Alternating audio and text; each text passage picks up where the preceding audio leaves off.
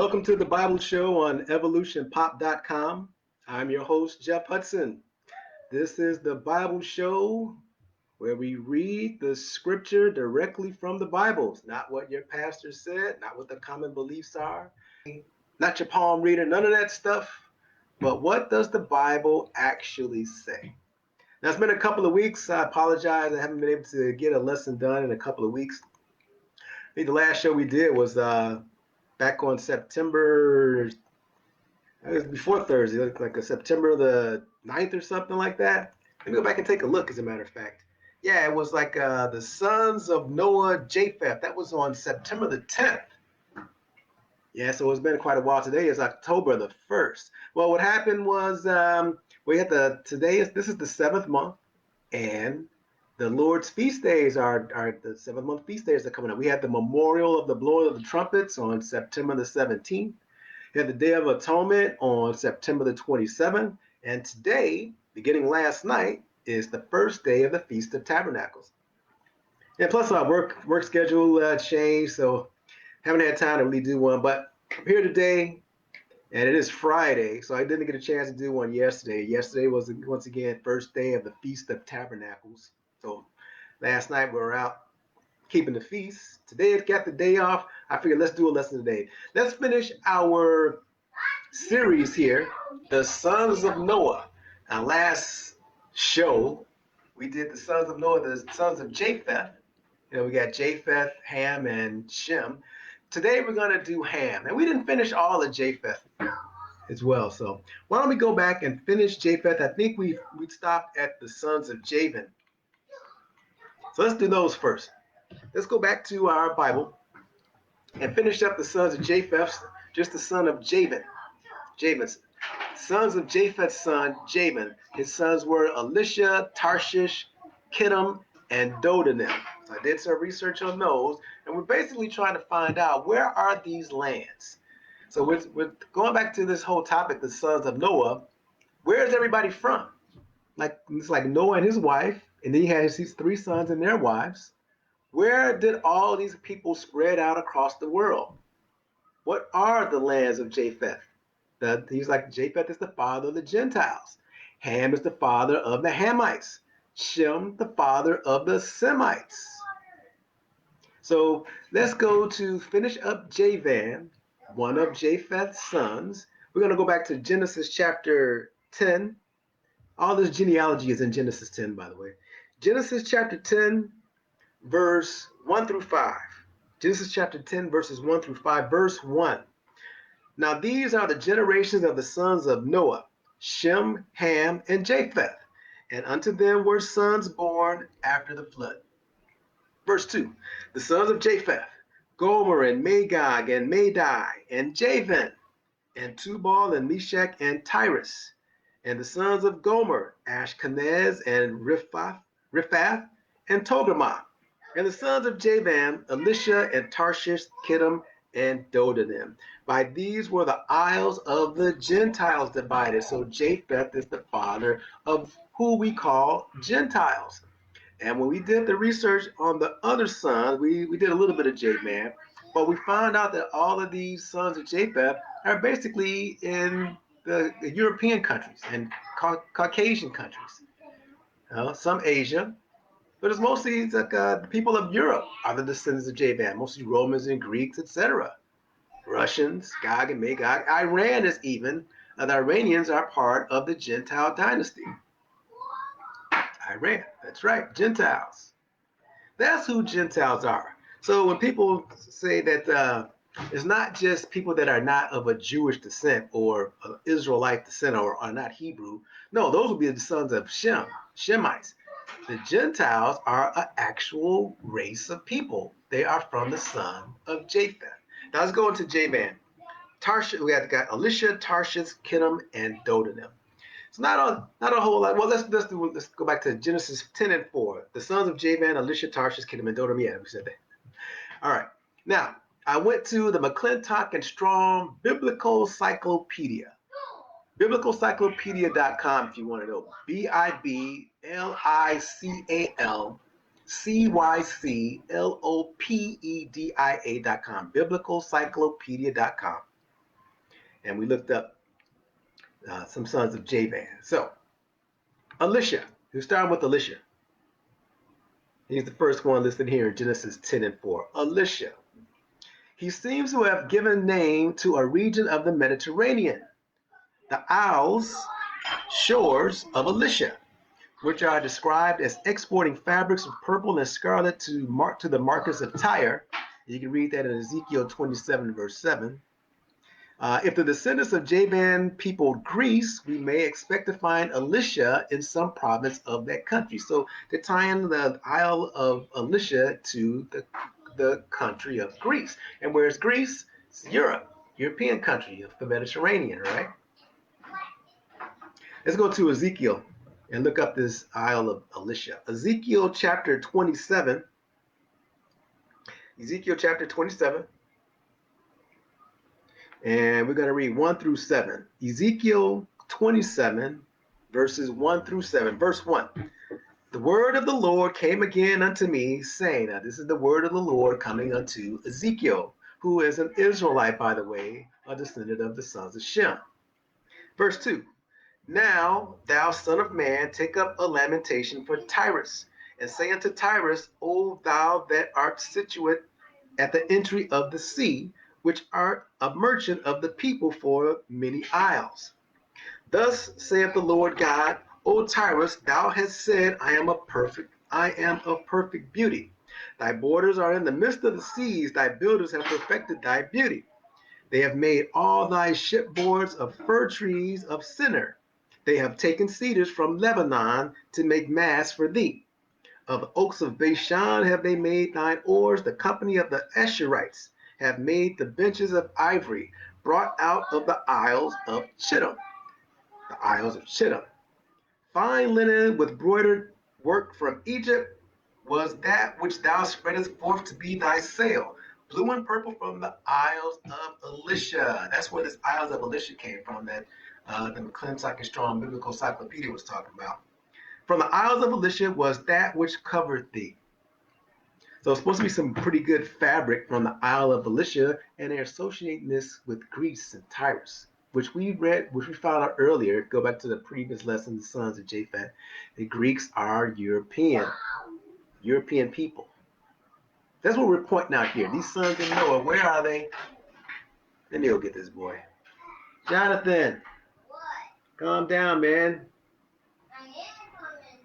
Stop making all that noise. All right. So, verse 7 again. Fine linen with broidered work from Egypt that was that which thou spreadest forth to be thy sail. Blue and purple from the isles of Elishah was that which covered thee. Blue and purple from the isles. Those are the dyes that they use on these fabrics that they got from Egypt. Isles of Elishah. So they went to Egypt, got the fabric, went over to Greece, got the dyes, Isles of Elishah, and there you go. Let's keep going. Let's go to Tarshish. Right. It's one of the other sons of Javan, who was the son of Japheth. Genesis 10 and 4. Javan had Elishah and Tarshish and Kittim and Dodanim. So we're going to look at Tarshish now. Tarshish. And I went to BibleStudyTools.com to get some information about where is Tarshish. BibleStudyTools.com. The name of a place which first comes into notice in the days of Solomon. The question as to the locality of Tarshish has given rise to not a little discussion. Some think there was a Tarshish in the east on the Indian coast, seeing that ships of Tarshish sail from Ezion-Geber on the Red Sea. You can see that in 1 Kings chapter 9, verse 26, and 1 Kings chapter 22, verse 48, 2 Chronicles chapter 9, verse 21. And we're not going to go and read all those, but you can go there and look. 1 Kings chapter 9, verse 26, 1 Kings chapter 22, verse 48, 2 Chronicles chapter 9, verse 21. Continuing. Some again argue that Carthage was the place so named. There can be little doubt, however, that this is the name of a Phoenician port in Spain. So where's Tarshish? It's a Phoenician port in the country we today call Spain. And where's Spain? It's part of Europe. What people live in Europe are from Europe? Caucasian people, right? Gentiles. Just kind of give you a locality of where these people are from and these sons of Noah, who they fathered, where the people are, what the local lands are. Continuing on. Let's go back and read that again. However, there can be little doubt, however, that this is the name of a Phoenician port in Spain between the two mouths of the Guadalquivir, Guadalquivir,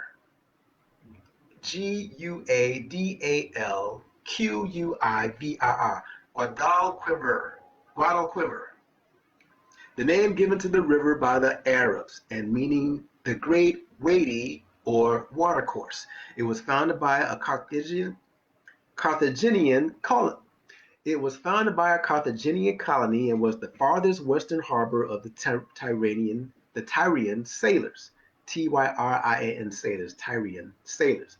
It was to this port Jonah's ship was about to sail from Joppa. Yeah, remember that the story of Jonah? The Lord told him to go to Nineveh and to warn them of God if they don't change their ways. He's like, I don't want to go to Nineveh. He went down to Tarshish and hopped on a ship that set sail for Joppa. Or was vice versa. Hopped on a ship and went down to Joppa and set sail on a ship that had to Tarshish. So that's what this was talking about. It has well been styled the Peru of Tyrian adventure. It was abounded in gold and silver mines. Continuing on, it appears that this name also is used without reference to any locality. Ships of Tarshish is an expression sometimes denoting simply ships intended for a long voyage. You can read that in Isaiah chapter 23, verse 1, and Isaiah chapter 23, verse 14. Ships of a large size, seagoing ships, whatever might be the port to which they sail. Solomon's ships were so styled. 1 Kings chapter 10, verse 22. 1 Kings chapter 22, verse 49. So going back to this, this is the name of a Phoenician port in Spain. So Tarshish tied to the Spaniards. Are the Spaniards the sons of Tarshish, who was the son of Javan, who was the son of Japheth, who was the father of the Gentiles? Let's keep going. Let's go to, you know what? I did have these down here. Let's go to 1 Kings chapter 9, verse 26 and read it. 1 Kings chapter 9, verse 26.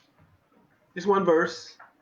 And King Solomon made a navy of ships in Ezion-Geber, which is beside Elah on the shores of the Red Sea in the land of Edom. Now, Edom was just south of Israel. But anyway, they're referencing this as the ships of Tarshish as a reference. Let's go to 1 Kings chapter 9, verse 22. What does verse 22 say? No, I don't think this is it. Let's go back and see. 1 Kings chapter 22, verse 49. 1 Kings chapter 22, verse 49. My bad. 1 Kings chapter 22, verse 49. All right. Let's read 48 and 49. Jehoshaphat. 1 Kings chapter 22, verse 48. Jehoshaphat, he was one of the kings of Israel, actually the king of Judah. Jehoshaphat made ships of Tarshish to go to Ophir for gold. You ever heard of the gold of Ophir? It's supposed to be some great gold of Ophir. But they went not, for the ships were broken as at Ezion-Geber. Then said Ahaziah, the son of Ahab, unto Jehoshaphat, let my servants go with thy servants in the ships, but Jehoshaphat would not. So this is when Ahab was trying to get Jehoshaphat to go to war with them.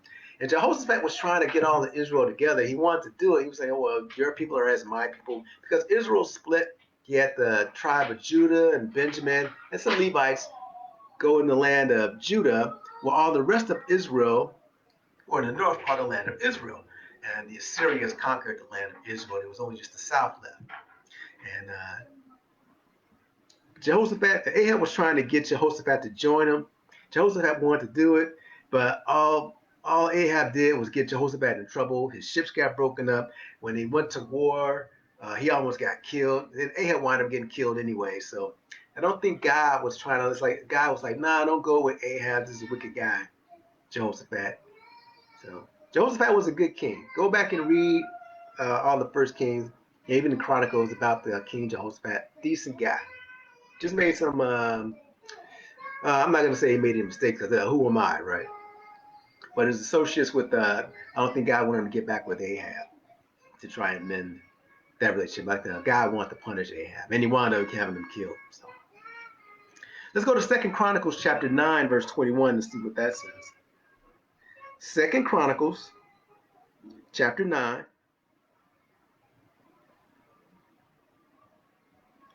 2 Chronicles chapter 9, verse 21. 9 verse 21. This is still talking about the ships of Tarshish. For the king's ships went to Tarshish with the service of Huram. Every 3 years once came the ships of Tarshish, bringing gold and silver, ivory, and apes and peacocks.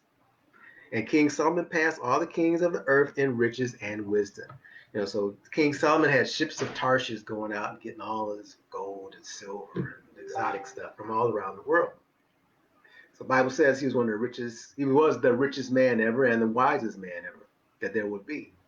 So, all right, let's keep going. Let's go to Kittim now. Kittim, Kittim, another one of the sons of Javan, who is the son of Japheth, who is the father of the Gentiles.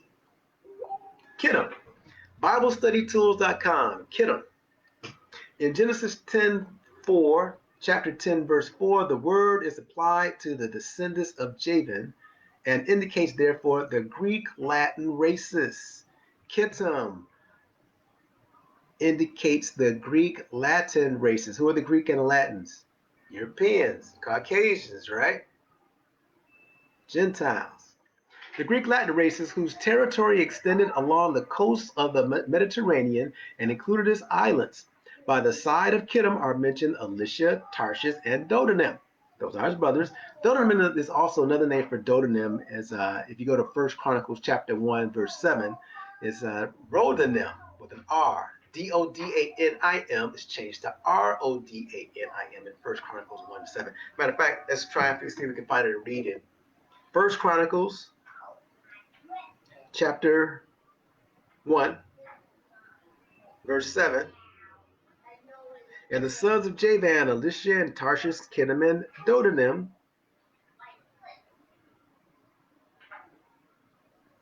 Oh, it's still Dodanim there. Wow. Well, it says here Dodanim, but okay, it still says Dodanim.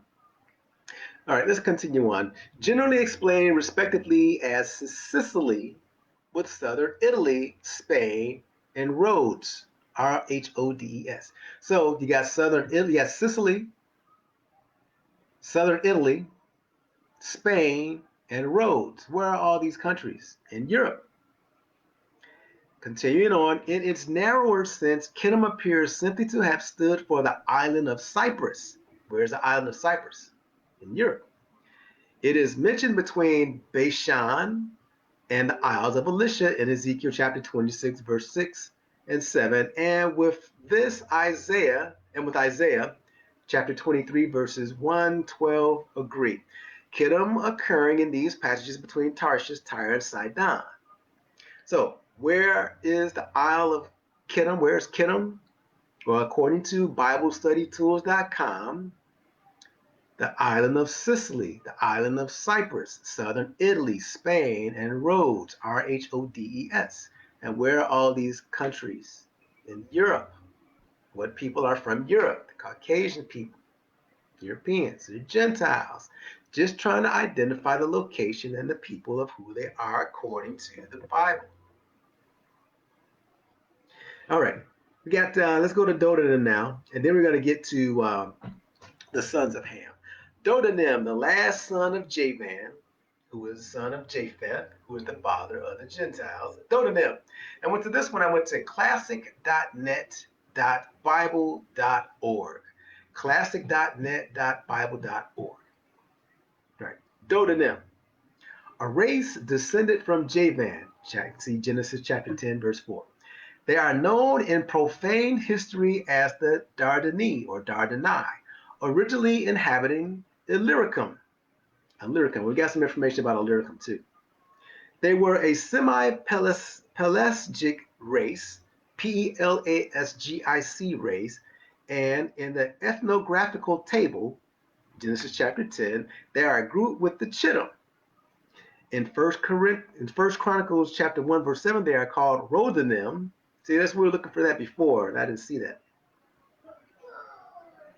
And the Samaritan version also read Rodi or Rodi, Rhodii.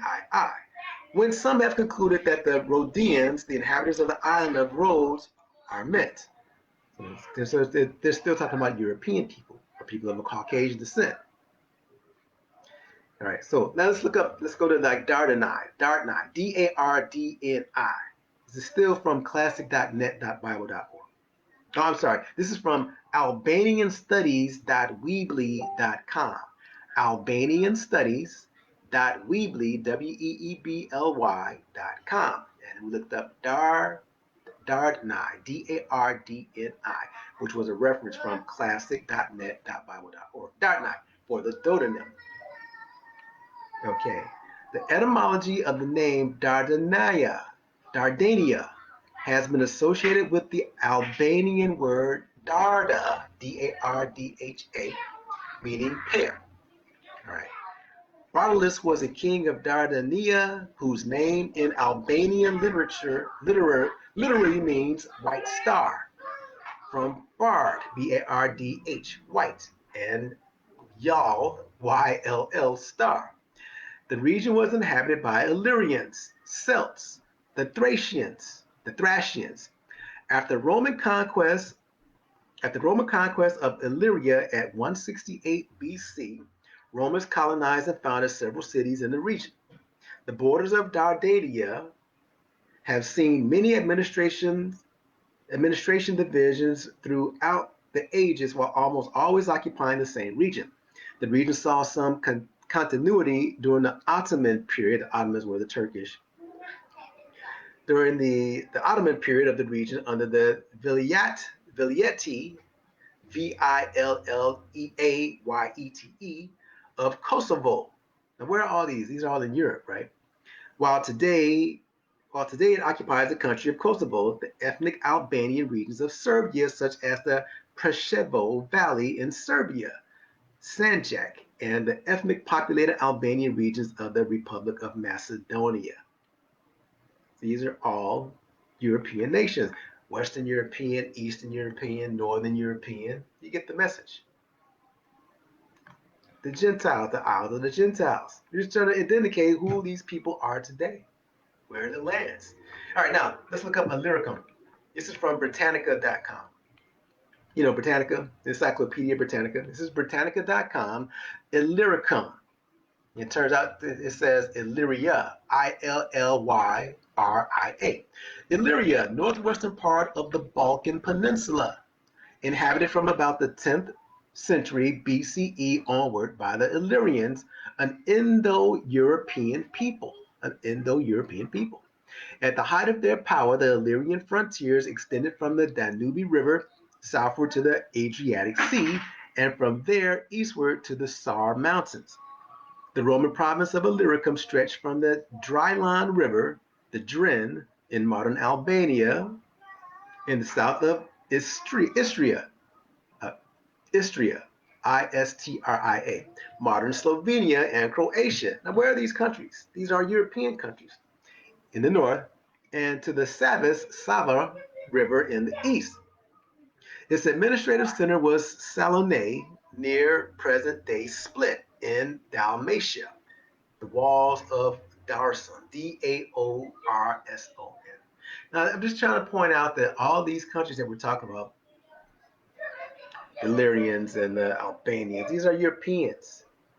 Let's go to another. Semi-Pelasgic Race. What is a Semi-Pelasgic Race?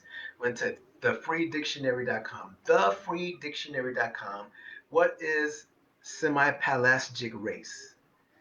Pelasgian. Pelasgian. Pelasgian. A member of a people living in the region of the Aegean Sea before the coming of the Greeks. A member of a people inhabiting parts of the Balkan Peninsula, Aegean Islands, and the coast of Asia Minor prior to the Hellenic invasion of the second millennium BC.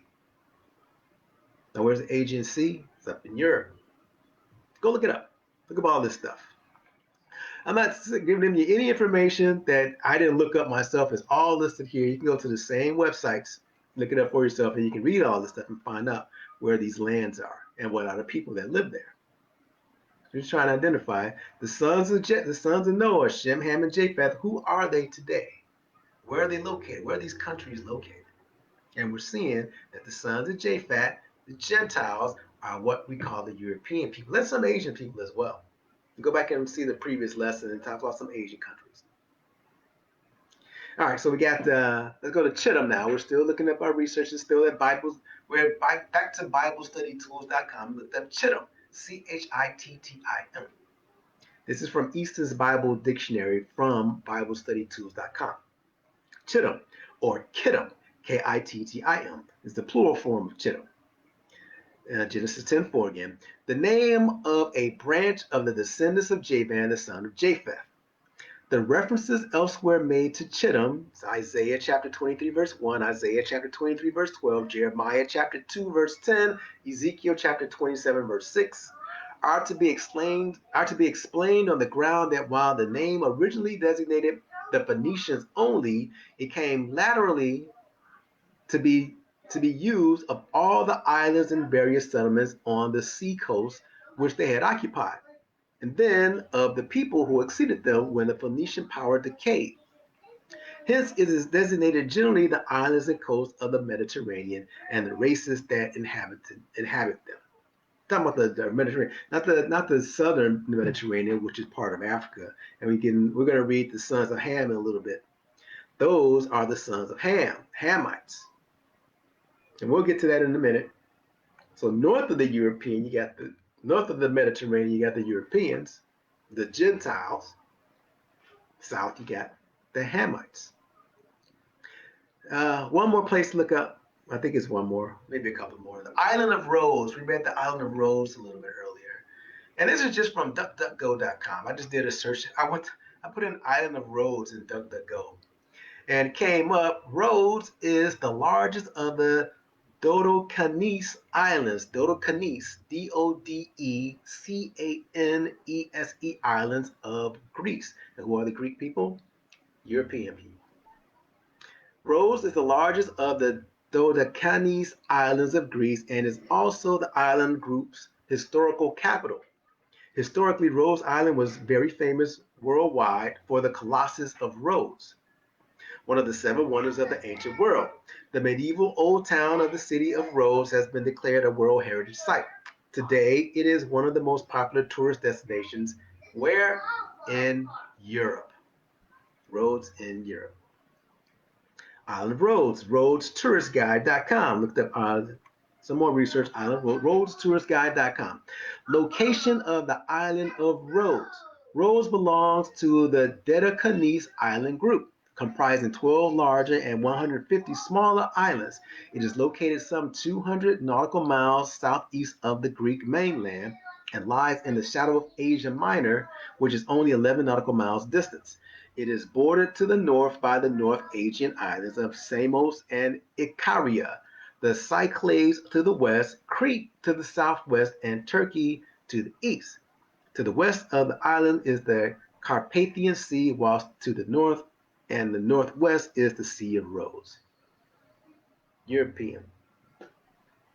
All right, so that does it for the sons of Japheth. There's plenty more stuff to look up if you want to. You can look this stuff up all on your own, the sons of Japheth. We're going to go on to Noah's son Ham now. So Just going to continue on. I don't think I'm going to do a break today. We're just going to continue on to see if we can get through this. We got a lot of reading to do. And today is still the first day of the Feast of Tabernacles. So tonight I'm going to go back to church some more and maybe get a Friday night lesson in and continue on celebrating the Feast of Tabernacles. Got to go back to work though, sooner or later, right? I think I'm scheduled to go back to work on Sunday. We'll see. I won't find out till Saturday afternoon. But anyway, now we're on to Noah's son Ham. Let's go back to Genesis. Genesis chapter 10. Genesis 10. We're going to read verses 6 through 20. Genesis chapter 10, verse 6 through 20, verse 6. And the sons of Ham, Cush and Mizraim and Put and Canaan. Now we're only going to concentrate on those four today. We're going to go ahead and read the rest of this though, because I didn't get a chance to do all the research and all the sons of all the sons. You have the sons and the grandsons, a lot of sons of Ham.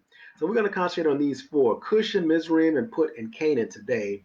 Maybe next week is going to be the 8th day of the Feast of Tabernacles on Thursday evening, but I'm off Friday, so maybe on Friday I can continue with some of that, which means I got to go back and still do the research. Well, let's just do these today, all right? And we'll do some, and we'll say that we got some of the sons of Ham in there's four sons, but not his grandsons, all right?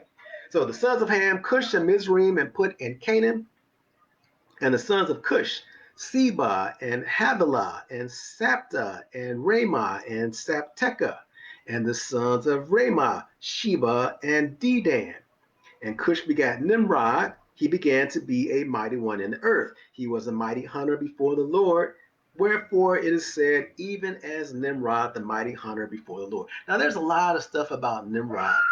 A lot of people, there's a lot of false deities based on Nimrod. Nimrod and his wife, I can't remember, I can't remember her name, and his son Tumas. There's a book in the Bible that mentions of the women weep for Tammuz, weep for Tammuz, Sabaressa. Anyway, we'll get to it. Nimrod, then Cush, verse 8, and Cush begat Nimrod. He began to be a mighty one in the earth, and he was a mighty hunter before the Lord, whereas it is said, even as Nimrod, the mighty hunter before the Lord. It's also mentioned in Nimrod that he started the city of Babylon and built the Tower of Babel, where that came from, Nimrod. People say if you're a Nimrod today that you're like an idiot or something, right? Not so. According to this, Nimrod was leader of people, maybe the first king of the civilization after the sons of Noah that got everybody, ruled and built the cities and stuff. Keep going. Verse 10, and the beginning of his kingdom, the beginning of Nimrod's kingdom was Babel, which turned out to be Babylonia, and Erech and Akkad and Calneh in the land of Shinar.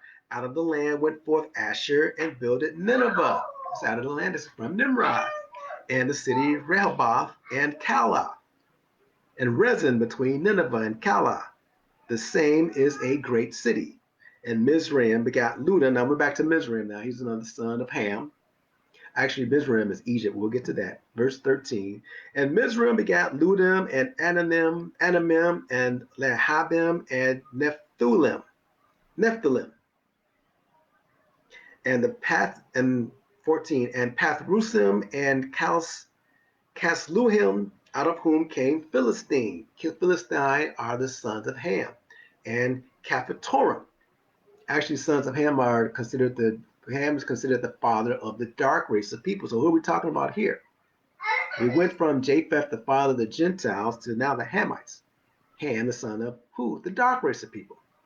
Verse 15, and Canaan begat Sidon, his firstborn, and Heth, and the Jebusite, and the Amorite, and the Girgashite, and the Hivite, and the Archite, and the Sinite, and the Arvadite, and the Zemarite, and the Hamathite, and afterward were the families of the Canaanites spread abroad.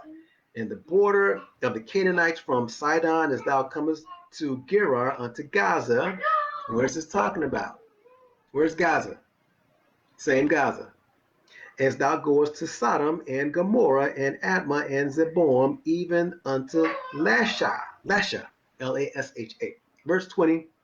These are the sons of Ham after their families, after their tongues, in their countries, and in their nation.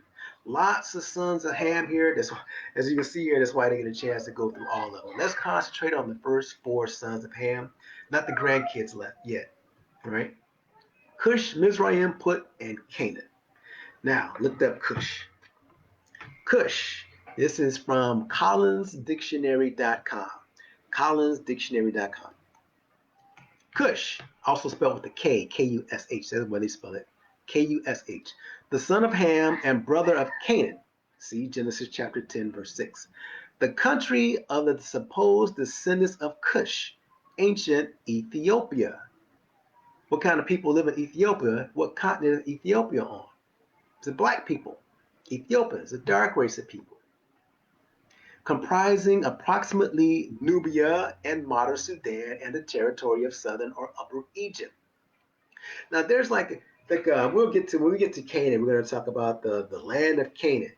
And a lot of people say that the land of Canaan is all of Africa. Well, maybe it is all land of Africa, all of the continent of Africa. I really couldn't find anything that specifically said that, but it did say that the land of Canaan was a lot larger than just Ethiopia. Or the land of Cush might have been a lot larger than just Ethiopia. And they also included like parts of southern Egypt and parts of northern Sudan. Today, it says that the descendants of Cush are in Ethiopia. So we know that Ethiopia was in there. And today it's like directly linked with just Ethiopia. Still all a dark race of people. In all of those areas, even today, what people live in Sudan. And the ancient Egyptians, which is Mizraim, what people were there. And we'll get to that too. Let's continue on. Let's go to christiananswers.net. We're still looking up Cush. christiananswers.net. That's it. And then what does it mean? According to christiananswers.net, Cush means black. Cush means black. So why would a country be named black? What kind of people live there? And where's it located? Sons of Ham. Continue on. Excuse me. Cush, meaning black.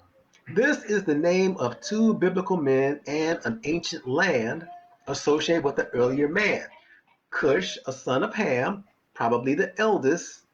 No, he's not the eldest. Japheth is the eldest, and that's in the Bible. And the father of Nimrod.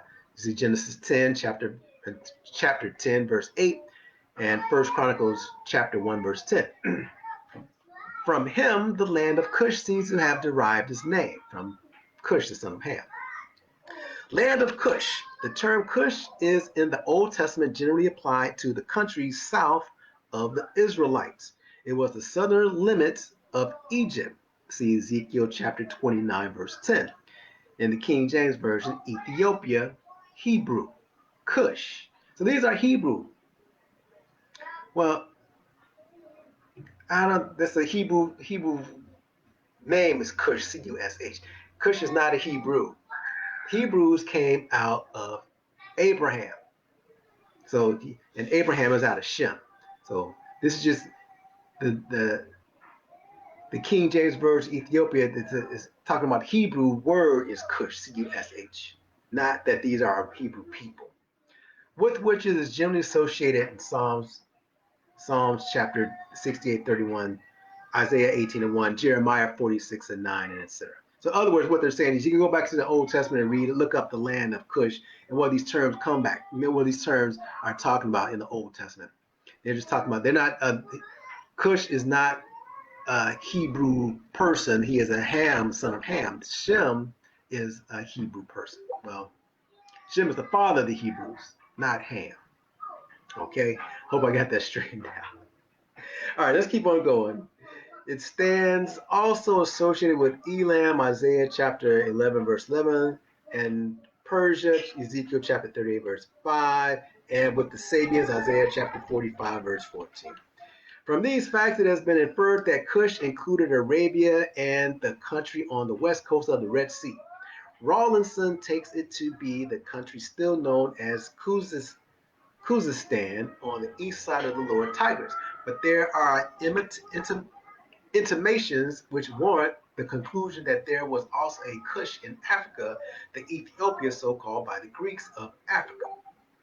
The ancient historian Herodotus wrote, "For of the four sons of Ham, time has not at all hurt the name of Cush, for the Ethiopians over whom he reigned are even at this day, both by themselves and by all men in Asia called Cushites." This is from Herodotus, Antiquities of the Jews 1.6. I think it's chapter 1, verse 6. Continuing on. Ezekiel chapter 29, verse 10 Ezekiel speaks of Cush as lying south of Egypt. It was the country now later known as Nubia, today Central Sudan. And where is Central Sudan? And Southern Egypt. And where is Southern Egypt? These are on the continent of Africa.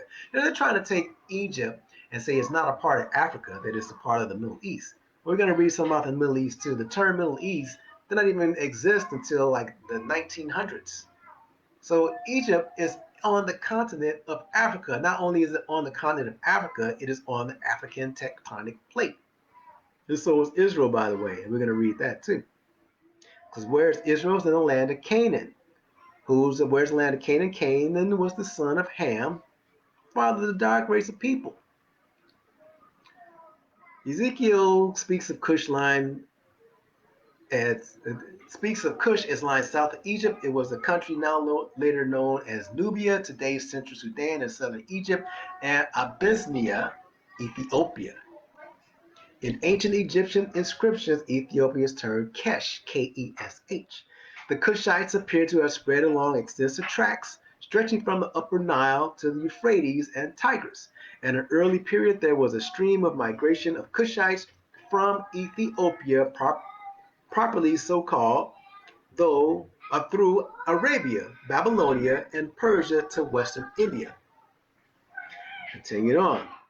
The Hamite races, soon after their arrival in Africa, began to spread north, east, and west. Three branches of the Cushite or Ethiopian stock moving from western Asia settled in the regions contiguous to the Persian Gulf. So we got you got Ethiopia and Eritrea. Sudan is right there, just below Egypt. Those are supposed to be like Nubia. That country, all that area is supposed to be Nubia. Now, what people live there? The dark race of people. It's in Africa, what we call Africa. Yeah.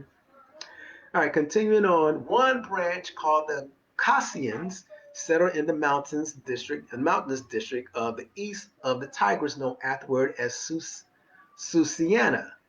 Another occupied the lower regions of the Euphrates and the Tigris, while a third colonized the southern shores and islands of the Gulf, whence they afterwards immigrated to the Mediterranean, settled on the coast of Israel as the Phoenicians.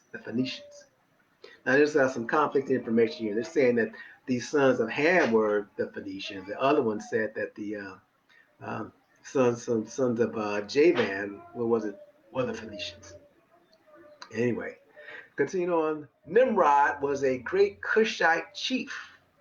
Well, Nimrod, son of Cush, Ethiopia, which means he was a black man.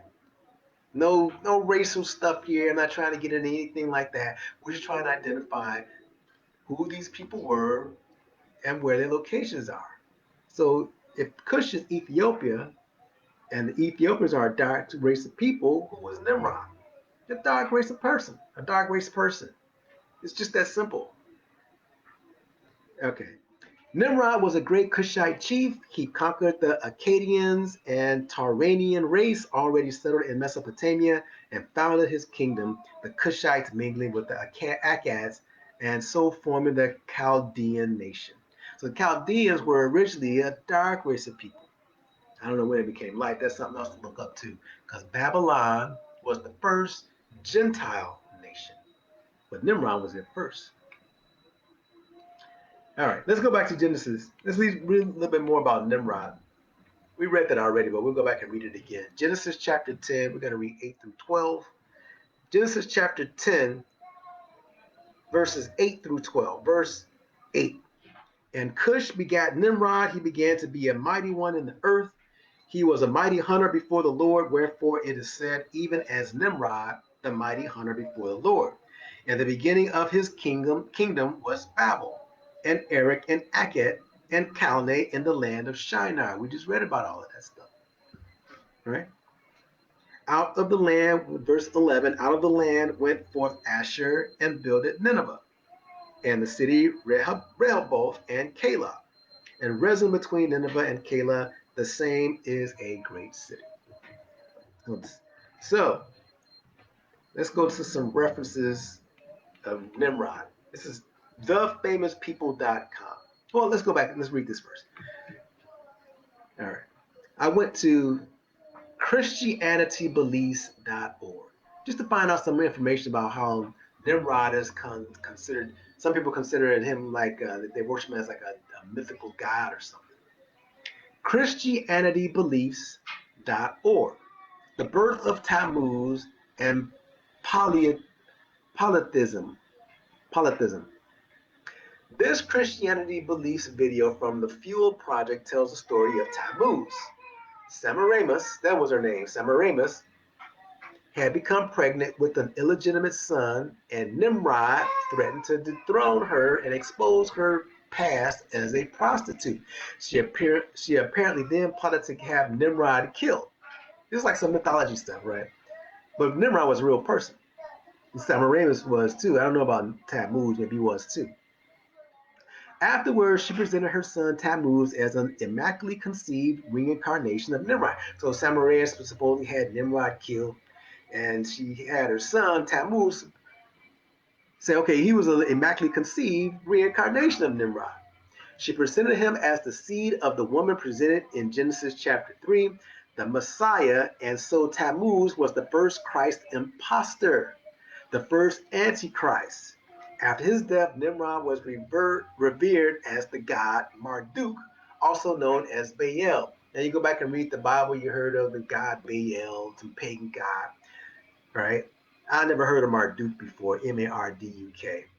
But there's also like a scripture about weeping for Tammuz. The Israelite women weep for Tammuz. This is the Tammuz they're talking about, making him a false god. And it links back to Nimrod, also known as Baal, the sun god, which is the primary name that other great people would come to worship Marduk.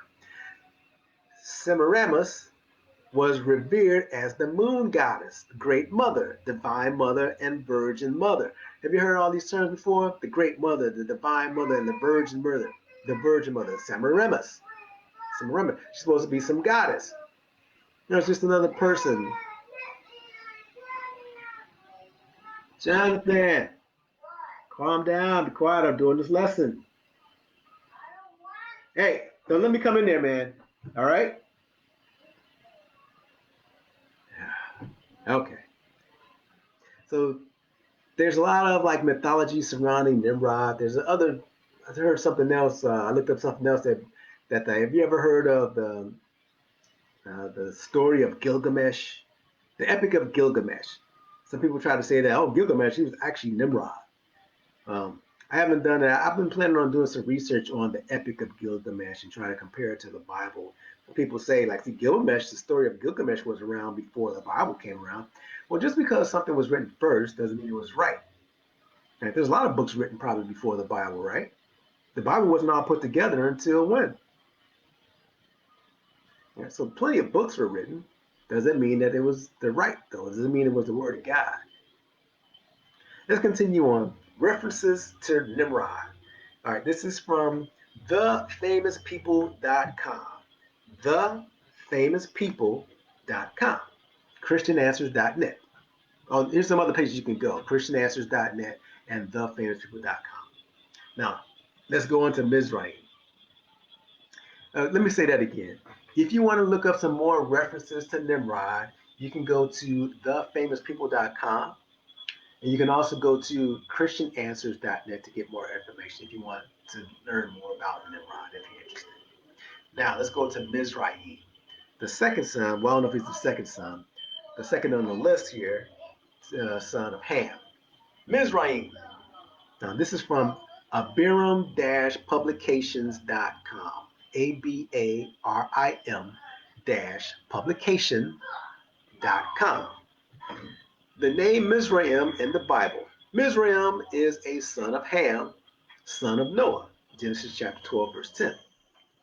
This name is also the common name for Egypt, which is also known as the land of Ham. Egypt, the land of Ham.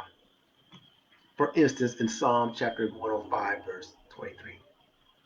Now let's go and read that too. Let's go to Psalms chapter 105. We're going to pick it up at verse 6. So, we're talking about the son of Ham, Egypt. Psalms chapter 105. We're going to start at verse 6. We're going to read 6 and 7. And then we're going to skip down to verse 23. Psalm chapter 105, verse 6. O ye seed of Abraham, his servant, ye children of Jacob, his chosen. He is the Lord our God. His judgments are in all the earth. Now let's skip down to verse 23. Verse 23. We're going to read 23 through 27. 23. Israel also came into Egypt, and Jacob sojourned in the land of Ham. That's where that reference land of Ham comes from. That the Abiram-publication was talking about. Verse 23. Israel also came into Egypt, and Jacob sojourned in the land of Ham. Now, Israel and Jacob are the same. If you read the Bible, you notice that God is repetitive. He'll say Israel, and then he'll say Jacob, and these are the same people. You just identify them two different ways. Israel also came into Egypt, and Jacob sojourned in the land of Ham. 24. And he increased his people greatly and made them stronger than their enemies. He turned their heart to hate his people, to deal subtly with his servants. He turned their enemies' heart. 26. He sent Moses his servant and Aaron whom he had chosen. Now this is when the Israelites were in the land of Goshen in Egypt. And 24, 25, he turned the Egyptians' heart to hate his people, to hate the Israelites, to deal subtly with his servants. 26, he sent Moses his servant and Aaron whom he had chosen. They showed his signs among them and wonders in the land of Ham. That's the other reference to the land of Ham about Egypt. So the Israelites were in the land of Ham. Where were they? They're in the land of Egypt. Egypt is also called the land of bondage for the Israelites. That's another lesson. Let's go to, let's read some more about Egypt. Black History in the Bible.com. Black History in the Bible, all one thing, blackhistoryinthebible.com. And there's a couple of videos that I went to this site. Well, I recommend going to this site. There are a couple of videos on this site. One is by a guy named Mustafa Hefni. He's a black Arab Egyptian. The other one is from PhD Joel A. Freeman, and he teaches Egyptian history. You go to freemaninstitute.com to look up Joel A. Freeman. Now let's talk about Egypt. Mizraim. On this site, blackhistoryinthebible.com. Egypt. Mizraim. Perhaps most famous for its pyramids, Egypt is probably the second most important country mentioned in the Bible, with Israel being the first. With the exception of the pre-flood world, the majority of Genesis revolves around Egypt. One of the alternative names the Bible uses for the geographic area is the land of Ham. Egypt known as the land of Ham. This reference is made 3 times in Scripture. Israel also came into Egypt, and Jacob sojourned in the land of Ham. We just read that in Psalms chapter 105, verse 23. They showed his signs among them and wonders in the land of Ham. Psalm chapter 105, verse 27. Wondrous works in the land of Ham and terrible things by the Red Sea. Psalms 105, verse 22. Continuing on. Egypt is located in Africa. It's not in the Middle East. It's in Africa. It's not in Asia. It's in Africa, on the continent of Africa, on the African tectonic plate. Egypt is located in Africa and is recognized as a black civilization by the vast majority of people. Hebrews were mistaken for descendants of Ham. And you can go back in the Bible and read that. We're going to got a couple here. In the Bible, Hebrews were mistaken for Hamites from Genesis to Acts. We know what Egyptians look like without an ounce of speculation because Egyptians painted themselves as black people. You can go look at the pictures of the Egyptians that they found in these tombs. They all painted themselves as black people. They are. They were the ancient Egyptians, were a black race of people. They were invaded by the Arabs. I can't remember what year, but I think I got it written down here. Maybe we'll get to it. And there was a mixing. But anyway, let's keep going. An example of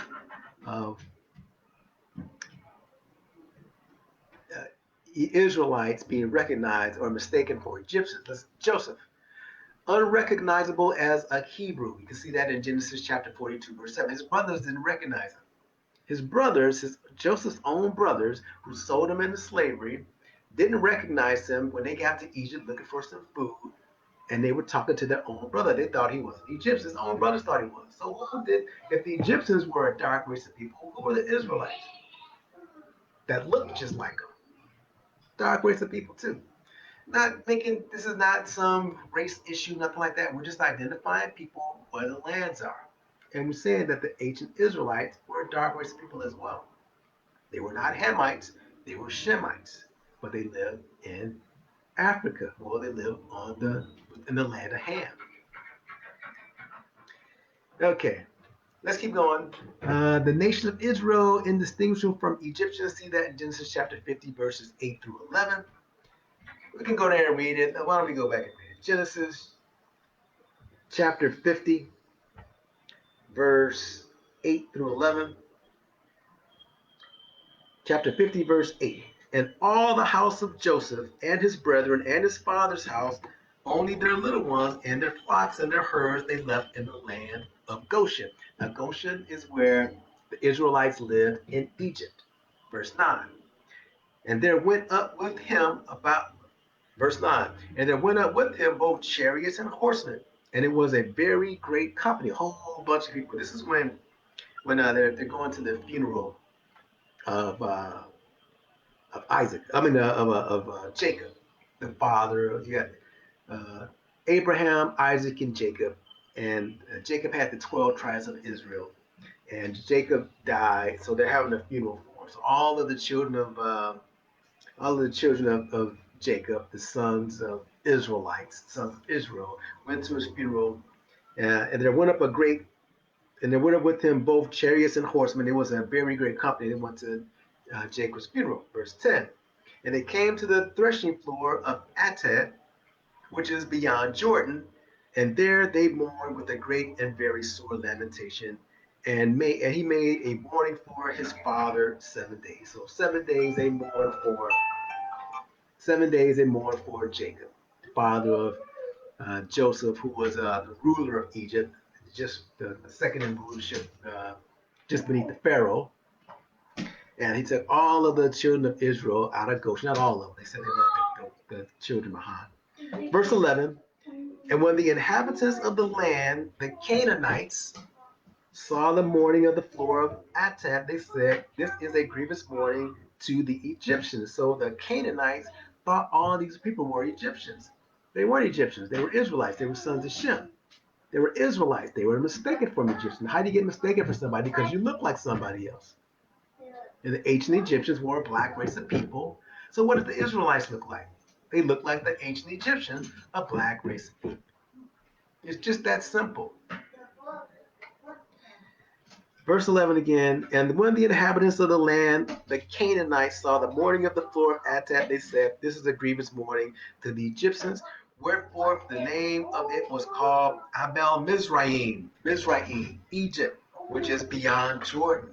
And the sons did unto him according as he commanded. Okay, let's keep going here. Where are we? Okay, still in Egypt. Hebrews were mistaken for descendants of Ham. Okay, that's the end of Mizraim. Now let's go to Put, another son of Ham. Put, P-H-U-T. It's either Put or Foot. I believe it's Put. I've seen it both places. Put. Now this time we're not going to Black history in the Bible, but we're just going to blacksinthebible.net. Blacksinthebible.net. And we looked up put, P-H-U-T, put. Founder of Phoenician, home of the seafaring people. Put was Ham's third son who struck out on his own and founded the nation of Libya on the Mediterranean coast of the African continent, where Zidonian Canaanites migrated after leaving their servitude in Lebanon. So let's wait a second. Put was Ham's third son who struck out on his own and founded the nation of Libya. Where's Libya? Libya is on the African continent, and Libya is the northern part of Africa on the African continent on the African tectonic plate, on the Mediterranean coast of the African continent, where Zidonian Canaanites migrated after leaving their servitude in Lebanon. It's in 1 Kings chapter 9, verse 26. At that time, the land of Put was called Phoenicia, and it was occupied by these black people before Abraham's Arabian descendants invaded North Africa. These Canaanites were slaves in Lebanon, where they were known as Zidonians, named after Canaan's son Zidon. Canaan had a son named Zidon. And who was Canaan? He's another son of Ham. These Canaanites in particular performed remarkable craftsmanship with the famed cedar trees of Lebanon. You heard the trees of Lebanon, of which the scriptures speak. These black men were so skillful in wood that their reputation attracted the attention of the wisest man in the world, talking about Solomon. Okay. Now, BibleHub.com. BibleHub.com. How every nation was denominated from their first inhabitants. We're still talking about Put here. Put, this is BibleHub.com. Put also was the founder of Libya and called the inhabitants Puttites from himself. There is also a river in the country of Moors which bears the name. All right, here's another one. Familypedia.wikia.org. Familypedia.wikia.org. Put, P-H-U-T, or Put, P-U-T, is the third son of Ham, one of the sons of Noah, in the biblical table of nations, Genesis chapter 10, verse 6. All right, 1 Chronicles chapter 1, verse 8. The name Put, or Put, P-U-T or P-H-U-T, is also used in the Bible for the people or nation said to be descended from him, usually placed in ancient Libya, but connections are sometimes proposed with the land of Put, known from ancient Egyptian annals. A Libyan connection has likewise been inferred from Nahum. You can go to read Nahum chapter 3, verse 9, where it is said that Put and Lubim, L-U-B-I-M, were the helpers of Egypt. Other biblical verses consistently refer to the descendants of Put as warriors. The Libyan tribe of Pidou, P-I-D-W, shows up in Egyptian records by the 22nd dynasty, while the Ptolemaic text, Ptolemaic, P-T-O-L-E-M-A-I-C text, from Edfu refers to the land of Pitu, P-I-T-U. The word was later written in Demotic, D-E-M-O-T-I-C, as Pit and as Fayat, P-H-A-I-A-T, in Coptic, a name for Libya, northwestern, and there's something else in northwestern Egypt, or Egypt, northwestern Egypt. So we see that Put is also Libya, and where is Libya? It's on the continent of Africa. Sons of Ham, father of the dark race of people. So we know that the Puts were the dark race of people, the northern part of Africa, dark race of people, until they were invaded by the Arabians, who are Semites, by the way. Okay, we got one more. We got Canaan.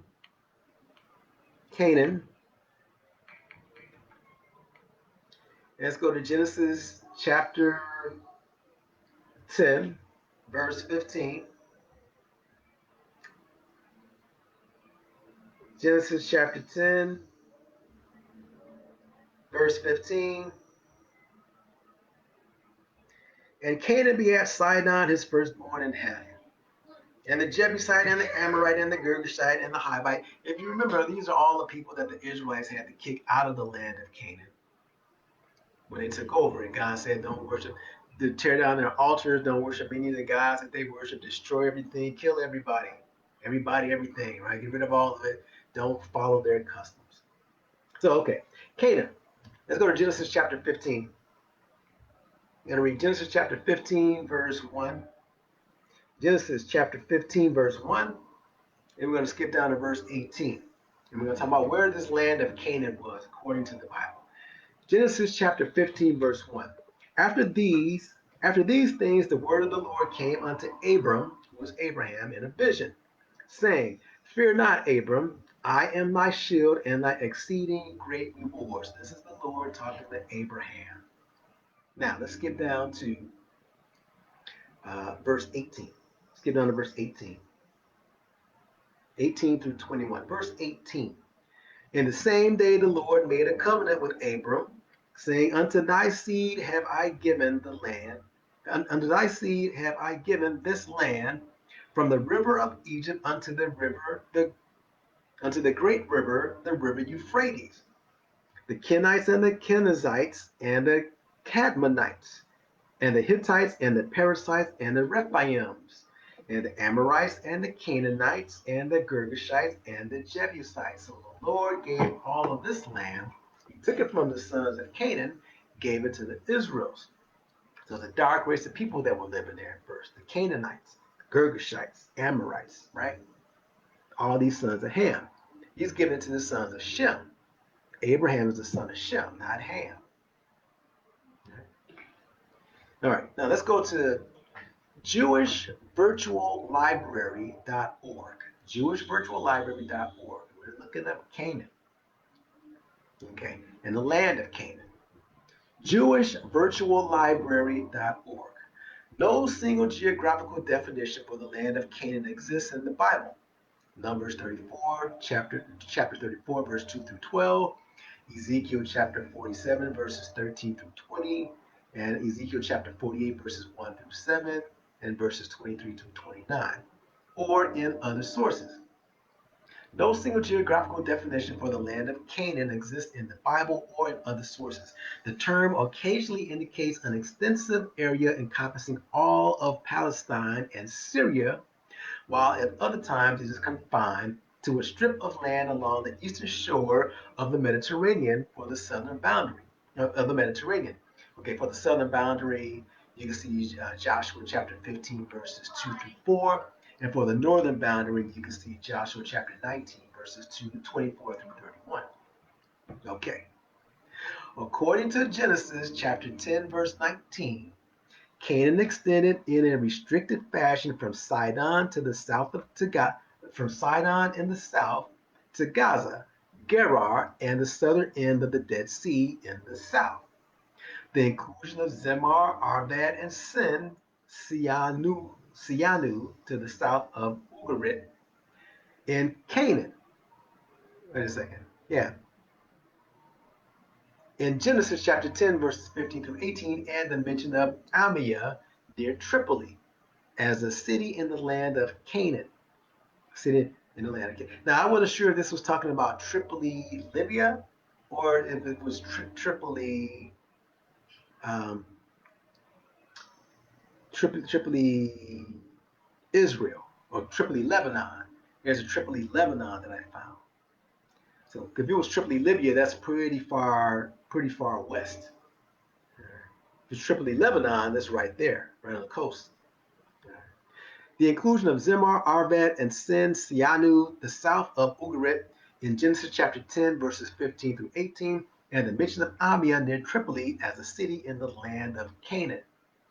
In the inscriptions of Idrimi, king of Alalkah, Alakh, dated by various scholars to the 15th through 13th centuries BCE, indicate that even areas north of Sidon were included in the land of Canaan. So we're saying this land of Canaan was huge. No, Canaan's firstborn son is named Sidon, Genesis chapter 10, verse 15. You already read that, right? All right, now we're almost done. All right, so a little bit more about Canaan here. And this is from kidspress.com. Kidspress.com. Well, kidspressmagazine.com. Kidspressmagazine.com. And I looked up, I found like I was looking up the picture of, I was trying to find what tectonic plate does Israel lie on. And it's the African tectonic plate. And I found a picture of it in kidspressmagazine.com. Let's take a look at it. Kidspressmagazine.com. These are tectonic plates. Tectonic plates. All right. I don't know if you can see that. All right. So you got the African tectonic plate right here. You got the Arabian plate right here. So that's why they're trying to say that Arabia is not a part of Africa. It's still a part of Africa. The African tectonic plate, if you come up to the edge right up there, you got the Mount Sinai right there, right? And right on the African plate is the land of Israel. You can't see it right there. You go to a map and look at Israel, you see Mount Sinai, that part that pokes out. And Egypt is on this tectonic plate as well. Arabia is on its own plate, and it's actually drifting to north. But this is the African plate. They consider all this part right there. That's Africa. And Israel is right up in there on the African tectonic plate. It's part of Africa. It's the land of Canaan. Land of Canaan is part of Africa. Son of Ham, father of the dark race of people. No racial stuff like that. We're just trying to identify who is who and where is where, according to the Bible and what we look up online here, and any other research that we do. We're trying to get the truth right. That's all. Anybody can be a follower of Christ. Doesn't matter what nationality you are. All right. We're not playing politics or anything like that. We're trying to look for the real truth here and just identify truthfully who is who and where is where and where they come from, just for our own knowledge. If you want to be a follower of Christ, keep the commandments of God and the faith of Jesus Christ. And that's how you get into the kingdom. Understand who people are, though. Right? All right. Let's go to one more place here. One more place. And we're still talking about Canaan. This is from thoughtco.com. Thought, THOUGHT, CO.com. And I was looking up Middle East, the term Middle East. What is the Middle East? A controversial term. Okay. The Middle East is not a term Middle Easterners gave themselves, but a British term born of a colonial European perspective. The term's origins are steeped in controversy for having originally been a European imposition of geographic perspective according to European spheres of influence. East from where? From London? Why middle? Because it was halfway between the United Kingdom and India, the Far East. By most accounts, the earliest reference to the Middle East occurs in a 1902 edition of the British journal National Review in an article by Alfred Thayer Mahan, M-A-H-A-N, entitled The Persian Gulf and International Relations. The Persian Gulf and International Relations. The term gained common usage after it was popularized. The term gained common usage after it was popularized by Valentine Chirol, C-H-I-R-O-L, a turn-of-the-century correspondent for the London Times in Tehran. Arabs themselves never referred to their region as the Middle East until the colonial usage of the term became current and stuck. So there you have it. The sons of Ham, the first four sons of Ham. We didn't go into his grandson. There's a lot more research that has to be done.